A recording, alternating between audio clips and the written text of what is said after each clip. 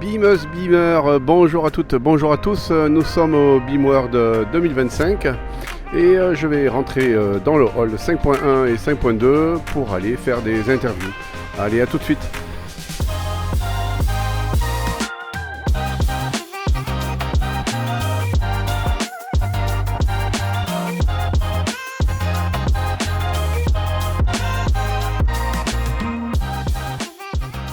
Je suis en présence de Régis Lecussan, directeur de Enerbeam. Et j'avais une simple question à vous poser. Quels sont les enjeux pour vous du BIM en 2025? Faire comprendre à la profession qu'on peut gagner de la qualité, limiter les erreurs dans les chantiers et surtout dans la phase d'exécution des chantiers. C'est vraiment l'enjeu aujourd'hui majeur, c'est d'intéresser le monde de l'entreprise et que la digitalisation des processus des entreprises puisse enfin décoller.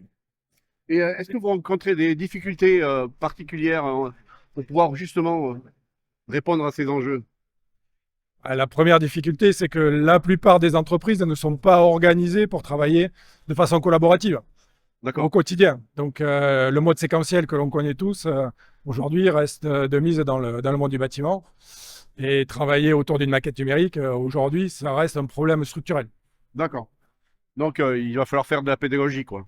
Il faut faire de la pédagogie, de la formation, trouver les bons modèles économiques pour que les entreprises puissent travailler et chacun puisse gagner ce qu'elle a à gagner. Parfait. Voilà. Mais merci beaucoup, Régis. À très Merci, bientôt. Gabriel.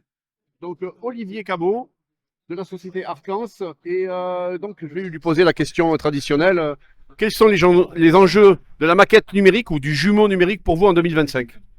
Donc aujourd'hui, nos clients, ce qu'ils vont chercher, c'est que de faire une interaction beaucoup plus grande entre la partie BIM, donc le bâtiment, et la partie industrielle, donc l'implantation, la modification des chaînes de production, et puis tout ce qui va tourner autour, ça peut même aller jusqu'à la partie infrastructure.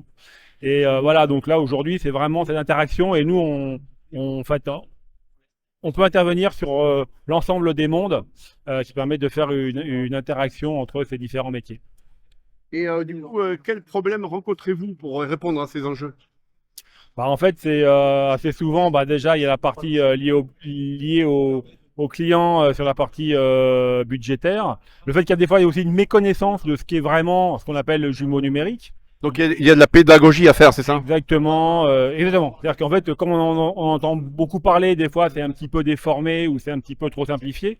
Donc, il faut bien remettre au centre du jeu un peu ce qui est réellement la maquette numérique, le jumeau numérique, et surtout les enjeux. Donc, ça peut être en effet la partie fabrication, la partie suivi, exploitation, et voilà, et tous les gains que ça peut apporter aux clients. Tout à fait.